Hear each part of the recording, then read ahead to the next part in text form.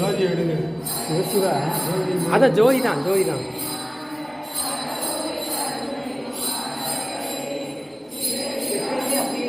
இல்லை இல்லை இப்போதான் இப்போதான் ஒரு 6 மணி நேரம் சாமியை இப்போ தான் பார்த்துருக்காங்க. ஐயோ நினைக்கவே பயன் புல்லடிக்குது. அவங்களுக்கு கூட தெரியாது தெரியாதுல்ல, சாமி தான் பார்த்துருக்காங்க முதல்ல.